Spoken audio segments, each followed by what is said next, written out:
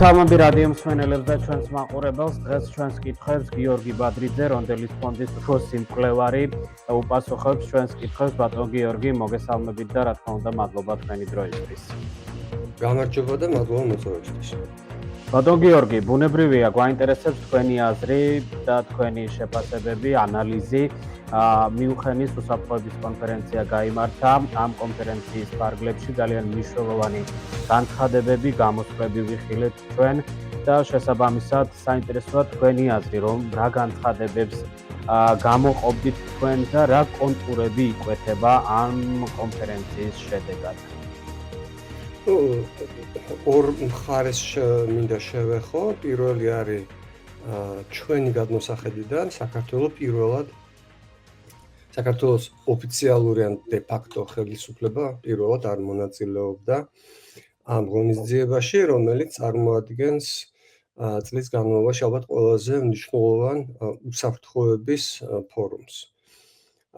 მას წარმოდგენილი იყო ქალბატონი საღუნე ზურაბიშვილი, რომელსაც ევროპის და დანარჩენი ცივილიზებული სამყაროს უმეტესი ქვეყნები აღიარებენ ერთადერთ ლეგიტიმურ წარმომადგენლად საქართველოსი, მაგრამ ჩვენ ვერ გავაქცევით იმ ფაქტს, რომ საქართველოს მონაწილეობა ამ ღონისძიებაში იყო შეზღუდული და მისი ხმა შესაბამისად, მისი უნარი, რომ მოეხდინა ლობირება საკუთარი ინტერესების, ჩაეტარებინა კონსულტაციები წამყვან ლიდერებთან, ექსპერტებთან, იყო შეზღუდული და ეს არის ძალიან ცუდი. სხვადასხვა იგივე ეხება დავოსის ეკონომიკურ ფორუმს, სადაც ასევე არ ყოფილა საქართველოს წელს წარმოდგენილი და რაც უბრალოდ აფორმებს იმ რეალობას, რომელიც ჩამოყალიბდა უკვე რაღაც ხნის განმავლობაში, რომ საქართველოს დღეს არის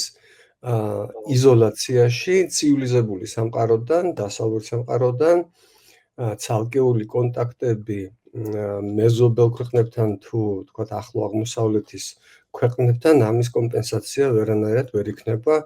ჩვენ უნდა ვაღიაროთ, რომ ჩვენ ვართ ძალიან სერიოზული უსაფრთხოების და პოლიტიკური გამოწვევის წინაშე და ეს არის ისტორიული მასშტაბის გამოწვევა. მარტო დარჩენილი საქართველოს ეს ეხება არა მარტო ჩვენს ქვეყანას, ნებისმიერი მცირე ქვეყანა, რომელიც მოკლებულია მოკავშირეების მხარდაჭერას, განსაკუთრებით მაშინ, როდესაც მის გვერდით არსებობს უზარმაზარი სამხედრო საფრთხე, ძალიან სერიოზულად უნდა განიხილავდეს ასეთ მდგომარეობას. მიუნხენის უსაფრთხოების კონფერენცია წელს განსაკუთრებული იყო, ასეთი რამ ხშირად არ ხდება. პირველად ალბათ გამოიკვეთა ძალიან ნათელი ახალი გამოწვევა მსოფლიო უსაფრთხოებისთვის და პირველ რიგში მე ვგულისხმობ ცივილიზებული დემოკრატიული სამყაროსთვის. კითხვის ქვეშ დადგა ის თუ რას გააკეთებს შეერთებული შტატები, რამდენად არის ის ერთგული მეორე მსოფლიო ომის დროს და მის შემდეგ ჩამოყალიბებული ალიანსისა ევროპის ქვეყნებთან. საერთოდ შეერთებული შტატების ალიანსები თავის ტრადიციულ მოკავშირეებთან დღეს არის ერთგვარი რევიზიის პროცესში.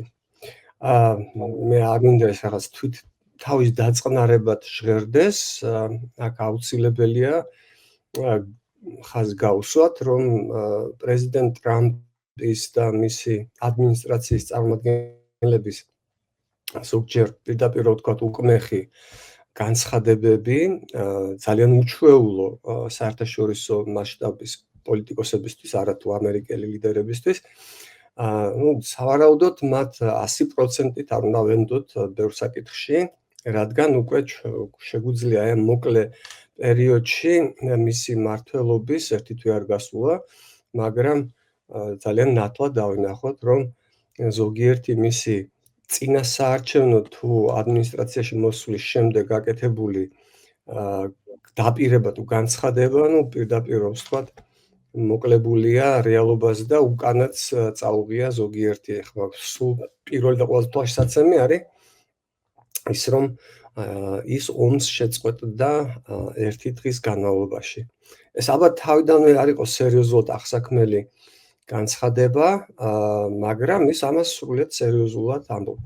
ახლა მე არ მინდა ძალიან დეტალებში წავიდე, სანამ თქვენ სხვა კითხვებს დამისვავდით, ამიტომ მინდა ზოგადად შევაჯამო მთავარი დასკვნა, რაც უნდა გავაკეთოთ მიუნხენის უსაფრთხოების კონფერენციის შემდეგ, არის ის, რომ ევროპას მიეცა ეს არა უბრალოდ გამოწვევა და არა უბრალოდ თავის ტკივილი, არამედ ამოცანა, რომ გამოიღვიძოს და საკუთარი ძალისხმევა კოორდინირებულად გაიღოს საკუთარი უსაფრთხოებისთვის, თავისი სამეზობლოს უსაფრთხოებისთვის და ეს იქნება ალბათ პირველი შემთხვევა, როგორც თქვი, მეორე მსოფლიო ომის შემდეგ, როდესაც ამ უსაფრთხოებაში მთავარ კომპონენტად შეერთებული შტატები 100%-ით არ უნდა განიხილოს. იმის მიუხედავად, თუ რამდენ ხანს გასტანს ტრამპის ამგვარი დამოკიდებულება, რამდენ ხანს ვინ იქნება ტრამპის შემდეგ პრეზიდენტი შეერთებულ შტატებში,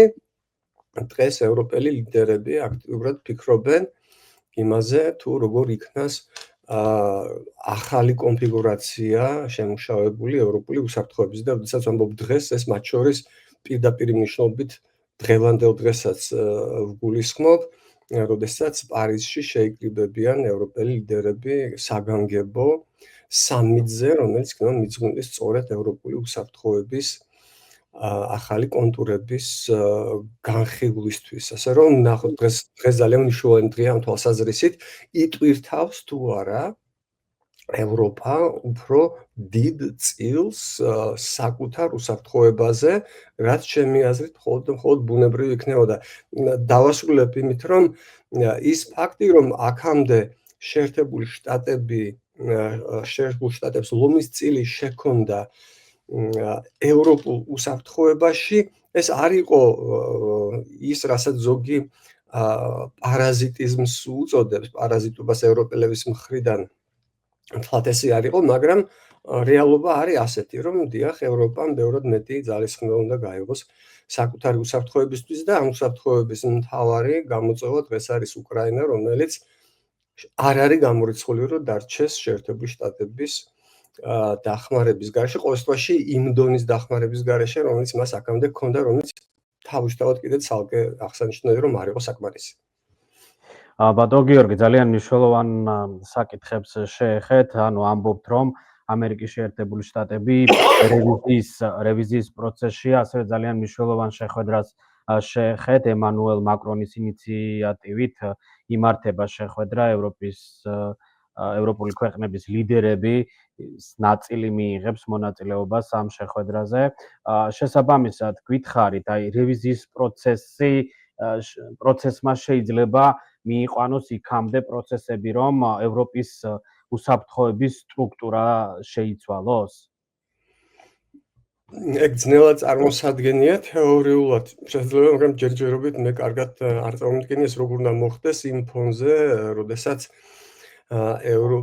წამყვანი ევროპული ქვეყნები არ არიან შეთანხმებული საერთო გეგმებზე, საერთო მიზანზე. მე მგონია, რომ აქ მთავარი ამოცანა უნდა იყოს უკრაინაში რუსეთის შეკავების საკითხზე შეთანხმების მიღწევა. ეს არის პირველი და ყველაზე უფრო მწვავე გამოწვევა, რომელიც მოყვება შეერთებული შტატების შეცვლილ პოლიტიკას. ხო, თან პოლიტიკაზეც ძნელია საუბარი, კიდევ ერთხელ ვიტყვი, რომ ტრამპის განცხადებებიდან რა ნაწილი განხორციელდება პრაქტიკაში, ამის თქმა ძალიან რთულია. იმის გამო, რომ შეიძლება თვითონ ტრამპაც არ იცოდეს, რას გააკეთებს. მინდა სრული პასუხისმგებლობით გითხრათ, რომ ნებისმიერი ადამიანი, პოლიტიკოსი იქნება ეს თუ პოლიტიკის ექსპერტი, ვინც ამტკიცებს, რომ ზუსტად იცის, როგორ მოიქცევა ტრამპი ამა თუ იმ საკითხზე, ან არაკომპეტენტურია, ან ბოლომდე კეთილსინდისიერი არ არის, რადგან ეს უკვე სრულად დადასტურებულია გამომდინარე იმ გამოცდილებიდან, რომელიც გვაქვს, რომ ტრამპის განცხადებები არ არის პირდაპირ კავშირში ტრამპის მოქმედებებთან. ტრამპს აქვს თავისი ძალიან უნიკალური სტილი, ეს რბილად რომ ვთქვათ. ის ერთგვარად რჩება შოუმენად სტივენ კოტკინმა, გამოჩენილმა ისტორიკოსმა და ის ოდნავაც არ შეიძლება იყოს რომ მას ბრალი დაუდოთ რაღაც მემარცხენეობაში და ულტრალიბერალიზმში. არის ალბათ ერთ-ერთი ყველაზე დიდი ისტორიკოსი, რომელსაც პოლიტიკის ისტორია ესმის ყველაზე უკეთ თანამედროვე მოაზროვნეებს შორის. უბრალოდ ისტორიკოსი არ არის, დიდი მოაზროვნეა. ის ადარებდა ტრამპს და მის ქმედებებს ამერიკულ ჭიდაობასთან. არის ესეთი უცნაური შოუ, სპორტიც არ არის, თუ გსმენიათ შეიძლება გინახავთ კიდევაც, როდესაც რაღაც კოსტიუმში ჩაცმული ვითომ მოჭიდავეები იქ არენაზე რაღაც ერთმანეთის გდებების და რაღაც ილეთების იმიტაციას აკეთებენ სიახლოვეში და არავინ არ ტყუდება ამით, ყველა მიცის რომ ეს არის უფრო შოუ ვიდრე რეალობა და რომ ეს არ არის ასე ვთქვათ, კი არ ატყუებენ ხალხს, ერთგვარი ხელოვნების გართობის ფორმაა, ხო, შოუსი. ტრამპს ბევრი ელემენტი ახასიათებს სწორედ აი ამგვარი ქცევიდან, სადაც მას შეუძლია სრულიად გადაჭარბებულად რაღაცეების თქმა და მე ის მისი გარემოცვა ფიქრობს, როგორ მოიყვანოს ეს კავშირში რეალობასთან. აი მაგალითად ტრამპის განცხადება იმის თაობაზე, რომ ის გაზას სექტორს შეერთებულ შტატებს დაუქვემდებარებს თუ მის საკუთრებაში გადაიყვანს, ესეც აქვს თქვა, ხო? რამდენად არის კავშირში რეალობასთან, შეიძლება ამაზე მაინც თავის დროზე არც უფიქრია, მას რაიმე კონკრეტული გეგმა არ ქონია. ისევე როგორც დღესაც არ არსებობს უკრაინაში მშვიდობის გეგმა. ამდენი თვის განმავლობაში წინასაარჩევნო პერიოდიდან ის იძახდა, რომ ომს დაასრულებდა უმოკლეს ვადაში და დღეს უკვე როდესაც ის თითქმის ერთი თვეა პრეზიდენტია, ამ გეგმის კონტურები საერთოდ არ გამოჩენილა არანაირი ფორმით. მთავარი როგორც თქვი, არის ის, რომ აი ევროპის პრობლემაა უკრაინა და თქვენ უფრო მეტად უნდა მიხედოთ ამ საკითხს.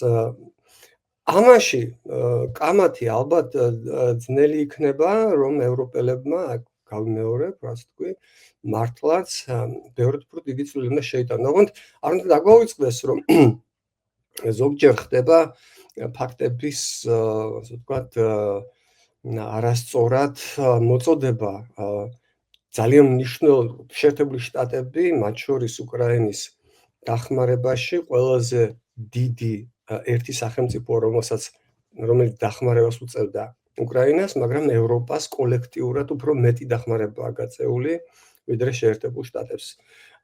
შეერთებული შტატების გამო, ასე ვთქვათ, შეერთებული შტატების უკან დახევა ამ პოზიციიდან ძალიან დიდ გავლენას მოახდენს, მაგრამ ევროპა არ არის უმწეო, სულ მცირე ეკონომიკურად, მას შესწევს შესაძლებლობა პოლიტიკური ნების შემთხვევაში, რომ უკრაინის დახმარება გააგრძელოს და გრძელვადიან პერიოდში საკუთარ კოლექტიურ უსაფრთხოებაზე უფრო ავტონომიურად იზრუნოს, მით უმეტეს, რომ ევროპელი პოლიტიკოსები პერიოდულად ევროპის უსაფრთხოების ავტონომიაზე ლაპარაკობენ უკვე მრავალი წლის განმავლობაში. და ბატონო გიორგი, ანუ თქვენ არ ელოდებით, გასაგებია ახლო პერსპექტივაზე არ არის საუბარი, მაგრამ ევროპელებმა ესე ვთქვათ, გამოღვიძების პროცესი იწყებაო, რამდენიმე შეფასებაც ვნახე დღეს, ანუ კონფერენციის შედეგად ანალიზი ვნახე ერთ-ერთი ანალიტიკოსის, რომელიც ამბობს, რომ ევროპა იწყებს გამოღვიძებასო. ამის შედეგად თქვენ არ ელოდებით, რომ სამხედრო ალიანსი ნატოს ალტერნატივა შეიქმნას? რამდენიმე იდეა გაჟღერდა. ნატოს ალტერნატივა არ მგონია ჯერჯერობით იყოს რეალური, ისევე როგორც ერთიანი ევროპული არმია ერთგვარი ერთმანეთის ორი ნაწილი იქნებოდა. აქ პრაქტიკულად ფანტაზიების სფეროში რო არ წავიდეთ, პრაქტიკული ნაბიჯების ყველაზე პირველი რიგი იქნებოდა ევროპული ქვეყნების მიერ საკუთარ თავდაცვაზე, საკუთარი შეერაღებული ძალების გაძლიერებაზე, დანახარჯების გაზრდა. რეალობა არის ძალიან უცნაური. მე კი ხას უსვავ, რომ დიახ, ევროპა თავისი წვლილი შექონდა ტრანსატლანტიკურ უსაფრთხოებაში, მაგრამ რეალობა ასეთია, რომ ბოლო დრომდე ევროპის ქვეყნების ნახევარი მაინც არ ასრულებდა ვალდებულებას ნატოს ფარგლებში საკუთარ თავდაცვაზე თავისი მთლიანი შიდა პროდუქტის 2%-ის დახარჯვისა.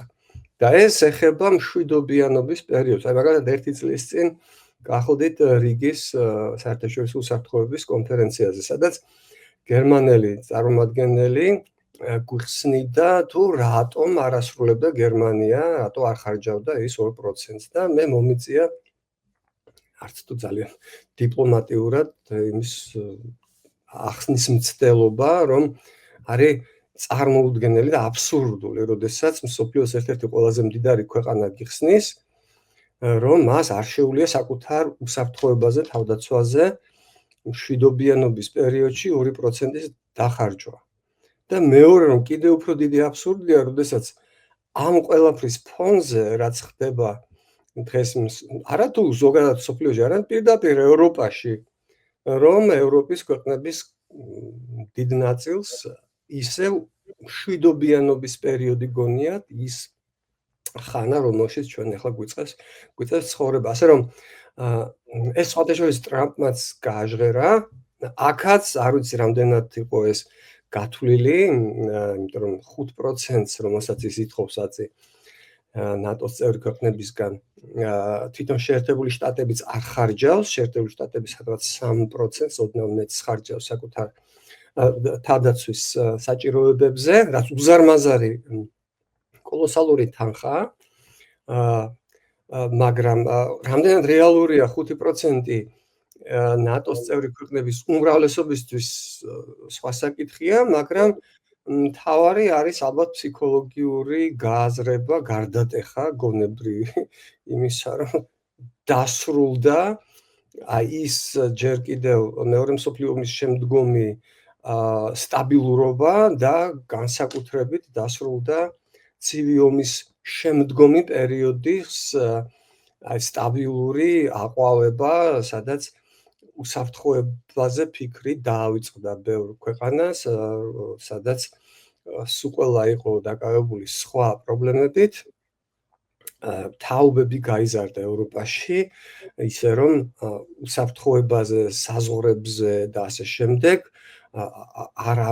არ უფიქრიათ პრიორიტეტულად, ასე რომ სამწუხაროდ თუ როგორც არის, მათ სწორედ მოუწევთ გადააზრება იმ რეალობებისა, რომელშიც ჩვენ გვიწევს ცხოვრება, ევროპას უწევს ცხოვრება და შესაბამისად პრიორიტეტების გადალაგება.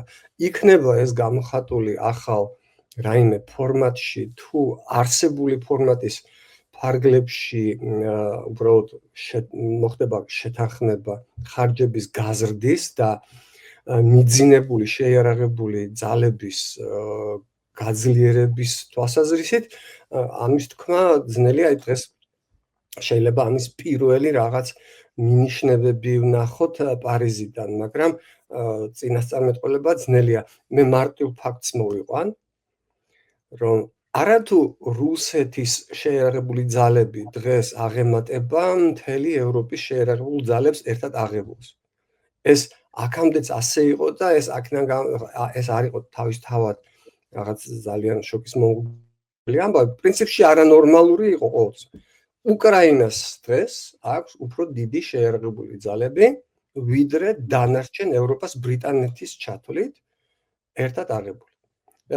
სამხედრო ბიუჯეტის თვალსაზრისით ცოტა უფრო მეტია ევროპა, ბევრად მეტიც არის ევროპა ვიდრე თქვათ რუსეთი, მაგრამ სამხედრო ბიუჯეტი თავისთავად არ გიცავს ჰაერსაწინააღმდეგო საშუალებები, გიცავს ტანკები, გიცავს რაკეტები და ასე შემდეგ. რაც ევროპას აქვს კატასტროფულად თუ არა ყოველ შემთხვევაში კრიტიკულად დეფიციტური იმის გამო, რომ წლების განმავლობაში ის თვლიდა, რომ ომის საფრთხე პრაქტიკულად ნული იყო. ომის საფრთხე ნული აღარ არის და რაც უფრო მეტი შთაბეჭდილება დარჩება კრემლს, რომ ძალის გამოყენებით მან შეიძლება საკუთარ იმპერიულ, პოლიტიკურ, გეოპოლიტიკურ მიზნებს მიაღწიოს, უფრო მაღალი იქნება რისკი უშუალოდ ნატოს ქვეყნების მიმართ. კი ბატონო, ბატონო გიორგი, ასევე საუბარში აღნიშნეთ, რომ 100%-ით არ უნდა ვენდოთ ბევრ საკითხებშიო, საუბარი იყო ტრამპზე, ხო? და ტრამპის განცხადებებს, იმიტომ რომ როგორც ვთქვი, განცხადებები ყოველთვის მე არ ხდა ზოგიერთი განცხადების შემდეგ მას უწევს ანგარიშის გაწევა რეალობასთან. ხო, აქედან გამომდინარე, მაინტერესებს თქვენი აზრი, ძალიან მნიშვნელოვანი პროცესია უკრაინა ომი და სავარაუდოდ დაიწყება ძალიან მალე მოლაპარაკებები რუსეთსა და უკრაინას შორის ამერიკის შეერთებული შტატების ჩართულობით. აქ იყო მცდელობა და ერთი განცხადება გაკეთდა იმასთან დაკავშირებით, რომ ამ პროცესში ჩართულიყო ევროპა და ევროპული ქვეყნები, თუმცა ამაზე არ თანხმდება, როგორც ხედავთ, არც ამერიკის შეერთებული შტატები. რა პროცესს უნდა ველოდოთ და ყველაზე მთავარი ამ პროცესში ხომ ის არის, რომ რა შეიძლება დათმოს უკრაინამ. როდესაც მოლაპარაკებებზეა საუბარი, თქვენ გამოცდილი დიპლომატი ბრძანდებით და მოლაპარაკებები თავისთავად გარკვეულწილად ალბათ გულისხმობს ორივე მხარის მხრიდან გარკვეული პოზიციების დათმობას. აქ რა შეიძლება დათმოს უკრაინამ და ბჭყალებში რა დათმობაზე შეიძლება ესე ვთქვათ ხელი შეუწყობს რა დათმობას შეიძლება ხელი შეუწყოს ამერიკის შეერთებულმა შტატებმა უკრაინას გულისხმობა აქ. ხო, მე არ მინდა პესიმისტი იყო, მაგრამ ჯერჯერობით კარგი პირი არ უჩანს ამ მოლაპარაკებებს, მაგალითად საუდის არაბეთში დაგეგმილი პირველი შეხვედრა აღმოჩნდა იყო სრული სიურპრიზი უკრაინული მხარისთვის, ის დაიგეგმა მისი მონაწილეობის გარეშე და პრეზიდენტმა ზელენსკიმ განაცხადა, რომ ასეთ შეხვედრაზე ის თავის წარმომადგენლებს არც გააგზავნის, იქ შეიძლება აღმოჩნდეს შეერთებული შტატების და რუსეთის წარმომადგენლების ორმხრივი შეხვედრა. მეორე, ეხლა ტრამპს დაწერილი აქვს წიგნი გარიგების ხელოვნება, The Art of the Deal. ხო, მე არ ვიცი რამდენად შეიძლება ჩაითვალოს ტრამპი ოსხოში საკუთარ თავს თulis, რამდენად უნდა დავეთანხმოთ, რომ ის არის გარიგების ხელოვნების დიდოსტატი, იქიდან გამომდინარე თუ რა პირველი განცხადებები გააკეთა ტრამპმა და გააკეთეს მისმა სახელმწიფო, ანუ საგარეო საქმეთა მინისტრმა და თავდაცვის მდივანმა, რომ უკრაინის მიერ ტერიტორიული მთლიანობის აღდგენა ვერ მოხდება, რომ უკრაინა ვერ შევა ნატოში, რომ უკრაინის ტერიტორიაზე არ განლაგდებიან შეერთებული შტატების ძალები მისთვის უსაფრთხოების გარანტიის მისაცემად და ასე შემდეგ. ანუ ყველაფერი ის, რაც რუსეთს ამ ეტაპზე აქვს განცხადებული თავის მიზნად, ის პრაქტიკულად აცხადებს სასტარტო პოზიციად მოლაპარაკებებში და მაშინ რაღაცზე არის მოლაპარაკებები და ეს ესეთი გამოთქმა აქვს, რომ რუსეთში არსებობს ეგეთი დამოკიდებულება, რომ რაც ჩემია და რაც შენია, იმაზე მოვილაპარაკოთ. თუ ყველაფერს მოლაპარაკების დაწყებამდე თმობ თან სხვისი სახელით. ხო, მე ესეთი მოლაპარაკებები მაინც და მაინც ეფექტურად არ მიმაჩნია. მეორე, გარდა დიპლომატიაში გამოცდილებისა, ისტორია ვინც იცის, მე მგონია, რომ დამეთანხმება, რომ როდესაც შენ აგრესორს უთმობ სხვა ქვეყნის ტერიტორიას, რომელიც მან უკანონოდ უსამართლოდ დაიყო და ყველანაირი ეს ლაპარაკი, რომ აი პუტინი იქნა პროვოცირებული უკრაინის ნატოში შესვლით, არის აბსოლუტური ტყუილი. იმიტომ რომ არსად უკრაინა არ შედიოდა, უფრო მეტიც ომის დაწყებამდე უშუალოდ ცოტა ხნით ადრე გერმანიის კანცლერმა შოლცმა პუტინს გარანტია მისცა, პირადი გარანტია მისცა, რომ უკრაინა ნატოში ვერ გაწევრიანდებოდა. საერთოდ რუსეთის აგრესია უკრაინის მიმართ დაიწყო უკრაინის მიერ იმ პერიოდში, როდესაც უკრაინას არანაირი განცხადებული ამბიცია არ ქონია ნატოში გაწევრიანების. 2008 წელს ნატოში პრაქტიკულად უარი გვითხრეს ჩვენ და უკრაინას გაწევრიანების ერთადერთ მექანიზმზე და ეს ჩაანაცვლეს რაღაცა ზოგადი დაპირებით, რომ ოდესღაც უკრაინა და საქართველო გახდებიან ნატოს წევრი, მაგრამ პრაქტიკული არანაირი ნაბიჯი ამ მიმართულებით არ გადადგმულა. უკრაინის მხრიდან ჩვენ რაღაც პროგრამები მაინც ჰქონდა და იანუკოვიჩმა პირდაპირ უარი თქვა ნატოსთან ინტეგრაციის პროცესზე 2014 წელს, როდესაც რუსეთმა წაართვა უკრაინას ყირიმი და დაიწყო ომი სხვისი ძალებით, მაგრამ რეალურად ეს რუსული ომი იყო აღმოსავლეთ უკრაინაში. ამ დროისთვის უკრაინას არ ქონდა ნატოში გაწევრიანების რაიმე გეგმა და განცხადებული ქონდა, რომ ის ამას აღარ აპირებდა. ასე რომ ნატო არაფერს შუაში და საერთოდ ნატოს უნდა კარგად გარკვევით თქვათ, რომ რუსეთმა ყველაზე უკეთ იცის, რომ ნატო არ წარმოადგენს უსაფრთხოების პრობლემას რუსეთისთვის პირიქით, რუსეთს ნატოს წევრ ქვეყნებთან ყველაზე სტაბილური და უამრავ შემთხვევაში ღრმა პარტნიორული ურთიერთობა ჰქონდა სანამ ომს დაიწყებდა ფართომასშტაბიან ომს. ასე რომ რაც შეეხება უკრაინის დათმობაზე და რა უნდა დაათმობინონ კიდევ უარესი უკრაინას, როდესაც ამაზე არის საუბარი, უბრალოდ უნდა გვახსოვდეს ისტორია, რომ 1938 წელს, როდესაც ჩეხოსლოვაკიას მის ზურგს უკან ჩამოაჭრეს, ანუ გერმანიას მისცეს თანხმობა, რომ მას ჩამოეჭრა ჩეხოსლოვაკიისთვის სუდეტების რეგიონი, თან მაშინ გერმანიას უფრო მეტი ლეგიტიმური საბაბი ჰქონდა ამისთვის, ხო? მაგრამ მაშინაც უნდა ყოფილიყო ნათელი, რომ ეს მხოლოდ ხელს უხსნიდა აგრესორს შემდგომი აგრესიისთვის, არწმუნებდა აგრესორს, რომ ძალის გამოყენებით შეიძლება თავისი პოლიტიკური მიზნების მიღწევა. ის რომ უკრაინაში რუსეთისთვის რაიმეს ლეგალურად გადალოცვა, ანუ გაფორმება რუსეთისთვის იმ ტერიტორიებისა, რომელიც მან ძალით დაიპყრო, რომ რუსეთს არ დააკმაყოფილებს გრძელვადი ამ პერსპექტივაში, მხოლოდ წაახალისებს მომავლისთვის რუსეთს და უამრავ სხვა პოტენციურ აგრესორს სოფლიოს გარშემო, ეს უნდა კარგად ახსოვდეს, ვინც აპირებს ამის გაკეთებას. მარტო მშვიდობის ძახილით მშვიდობა არ მოდის და დათმობით რომ მშვიდობა არ მოდის. არ ვიცი, თუ ვინმეს არ ესმის გეოპოლიტიკის და თქვა ძალთა ბალანსის საკითხი, უბრალოდ გაიხსენოს ყმაწვილობა რამდენად ეფექტური იქნება მაგალითად ხულიგანისთვის იმის ძახილი, რომ იცით რა, მოდი არ ვიჩხუბოთ, მე წინააღმდეგობას არ გაგიწევ რა. ამის შემთხვევაში, როდესაც შენთვის რაღაცის წართმევა უნდა ვიღაცას, ის ნაკლებად შესაძლებელია, რომ გცემს თუ მეტად, როდესაც იცის, რომ წინააღმდეგობას არ გაუწევ. ცალმხრივი ქმედებით კონფლიქტის თავიდან აცილება, როდესაც ერთ მხარეს აქვს გადაწყვეტილი, რომ მას კონფლიქტი სურს, შეუძლებელია და როდესაც ის აგრესორი მხარე ხედავს, რომ შენ წინააღმდეგობის გაწევა არ გსურს ან არ შეგიძლია, ესეთი კონფლიქტის შესაძლებლობა მატულობს და არ კლებულობს.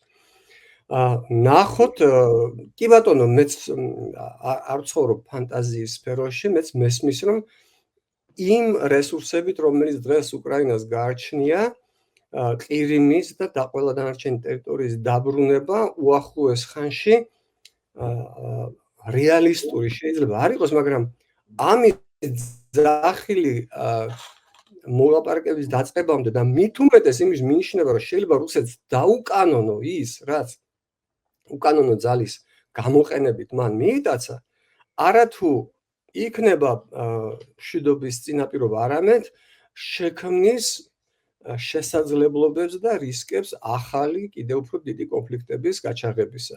თუ კი აგრესორმა დაინახა მეორე მხარის სისუსტე და მზაობა რომ დაუთმოს.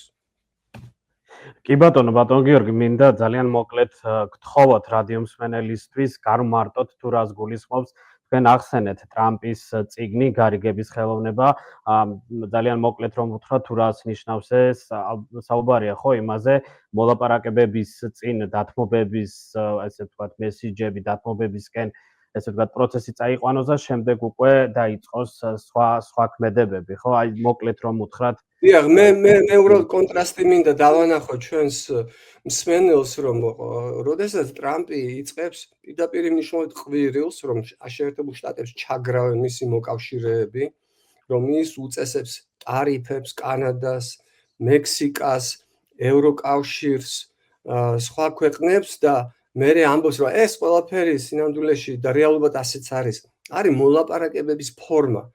ჯერ შეაშინებ დაუხატავ პერსპექტივას ძალიან ცუდი რაღაც განვითარების, რომ ისინი დაკარგავენ შეერთებული შტატების ბაზარზე წვდომას და შემდეგ და მე ამის გამო აიძულებ რაღაც დათმობებზე, მაგალითად იგივე 25%-იანი ტარიფები მექსიკისა და კანადის შემთხვევაში ორივე შეჩერდა, იმიტომ რომ მხარეებმა დაიწყეს მოლაპარაკება.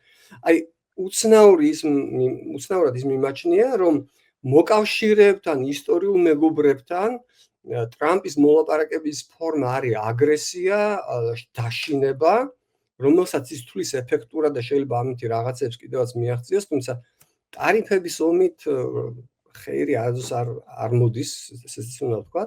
ხოლო აი რატომაც რუსეთის შემთხვევაში ის მოლაპარაკებებს იწყებს დათმობების დაპირებით. აი ეს ჩემთვის არის ძალიან დამაფიქრებელი და არ ვიცი იქნება თუ არა ამ შინაარსით განსწრებული მომავალი მოლაპარაკებები, რომელიც არ დაწყებულა, მაგრამ ძალიან დიდი იმედი მაქვს, რომ ის გზად შეიცვლის თავის პოზიციას და რეალობებს გაუსწორებს თავის წინასწარ განცხადებებს და ასეთი რამ გვინახავს, როდესაც რეალობებს კორექტივები შექონდა ტრამპის განცხადებებში და დაპირებებში. კი ბატონო და ბოლოს ჩემი შეკითხვა ასევე მინდა გთხოვოთ მოკლედ მიპასუხოთ. ძალიან მნიშვნელოვანი პროცესები მიმდინარეობს, ხედავთ და ამ კონტექსტში მინდა დაგისვათ კითხვა, რა თქმა უნდა, ჩვენს ქვეყანაზე და საქართველოზე, ამ შემთხვევაში სად ვართ ჩვენ და რა მოლოდინები არსებობს ახალი ადმინისტრაციის მხრიდან, რამდენად შეიძლება პრიორიტეტი იყოს საქართველოს, ვინაიდან ძალიან მნიშვნელოვანი ესე ვთქვათ, პროცესები მიმდინარეობს, ამის გათვალისწინებით ადმინისტრაციისთვის ჩვენი რეგიონი და საქართველოს პრიორიტეტებს შორის თუ იქნება. რა თქმა უნდა, არ იქნება პრიორიტეტებს შორის, ეს ამის ილუზია არ უნდა გქონდეს, განსაკუთრებით იმ ფონზე, როდესაც საქართველოს დე-ფაქტო მმართველი საკუთარი გადაწყვეტილებით გაემიჯნა, თვითიზოლაციაში წავიდა, როგორც შეერთებულ შტატებს, ისე ევროკავშირს. უბრალოდ კი არ გაემიჯნა, პრაქტიკულად ცივი ომის მდგომარეობაში შევიდა შეერთებულ შტატებთან და ევროკავშირთან, იმის გამო რომ ივანიშვილს მოსთხოვეს, რომ რაღაც დემოკრატიის ელემენტარული პრინციპები შეინარჩუნოს საქართველოში, როგორც არის თავისუფალი არჩევნები, მეტნაკლებად სამართლიანი არჩევნები და დამოუკიდებელი სასამართლო სისტემა და ასევე დამოკიდებულება სამოქალაქო საზოგადოებისადმი, რომელსაც ასევე ომი გამოუცხადა. არა მარტო ოპოზიციასთან არის ომში ივანიშვილი, არამედ ომშია მთელ სამოქალაქო საზოგადოებასთან, მედიასთან და ასე შემდეგ. ასე რომ ამ პირობებში, როდესაც მსოფლიოში ასეთი ღრმა და მნიშვნელოვანი პროცესები მიდის, საქართველოს აი ესე გარიყვა თავისი მთავარი მოკავშირეებისგან, იმის მიუხედავად თუ რა ურთიერთობები აქვთ მათ ერთმანეთის შიგნით, არის ისტორიული, უბრალოდ უპასუხისმგებლობა არ არის, მგონი არ დანაშაულია. საუბარი იმაზე, რომ აი დასავლეთი დასუსტდა და მაინც არ გვეხმარება და მოდი რუსეთის იმედზე ვიყოთ, ვისაც ესეთ დამოკიდებულება აქვს, მე შემიძლია ვაჩვენო სომხეთის გამოცდილება სულ ცოტა ხნის წინანდელი, რომელიც პირდაპირ მნიშვნელობით სამხრეთ კავკასიაში რუსეთის ერთადერთი მოკავშირე იყო და რომელმაც ამ მოკავშირეობაში გადაიხადა უზარმაზარი პოლიტიკური და ეკონომიკური საფასური, რუსეთის ყველაფერი დაუთმო და მე აღმოჩნდა, რომ იმ ერთადერთი საკითხში, რისთვისაც ქონდა გადახდილი ეს პოლიტიკური და ეკონომიკური საფასური, ვერაფერი მიიღო და დაკარგა რის გასაკონტროლებლად ქონდა ეს ალიანსი რუსეთთან. ანუ რუსეთი ხალისით გადაიბარებს საქართველოს და ნაწილ-ნაწილ სხვათა შორის და ეს ლუკაშენკოს აქ თავის დროზე მე შეგახსენებთ ჯერ კიდევ ნათქვამი რომ ბელორუსი სიამოვნებით შეუერთდება რუსეთსო და პუტინმა ამაზე უპასუხა რომ კი ბატონო, ოღონდ ცალკეულ გუბერნიებად. ანუ ნაწილ-ნაწილ. ერთიან ბელარუსზე არც კი არის ლაპარაკი რუსეთის შემადგენლობაში. ერთიანი საქართველოს არ არის რუსეთის გეგმაში, მათ შორის საკუთარ პროვინციად. აი ეგ არის პრობლემა და ამ დროს როდესაც ერთადერთი ძალა რომელიც შენ სხვადასხვა ინტენსივობით, მაგრამ ხარს გიჭერდა მთელი ამ ხნის განმავლობაში შენ აქციეს შენს მთავარ მოწინააღმდეგე თუ მტრად პრაქტიკულად გამოაცხადე დასავლეთი, ეს ქმნის ძალიან სერიოზულ საფრთხეებს ჩვენი ქვეყნის მომავლისთვის. აი ეს არის მხოლოდ რეალობა ასეთია, არანაირი მოწყალება, არანაირი გარიგება რუსეთთან არ იქნება საქართველოს დამოუკიდებლობის, სუვერენიტეტის და მით უმეტეს ტერიტორიული მთლიანობის პირობებში. ძალიან დიდი მადლობა თქვენი დროისთვის. მე რადიო მსმენელებს შევახსენებ თქვენს კითხვებს გიორგი ბადრიძე, რონდელის ფონდის უფროსი მკვლევარი პასუხობდა. მადლობა ბატონო.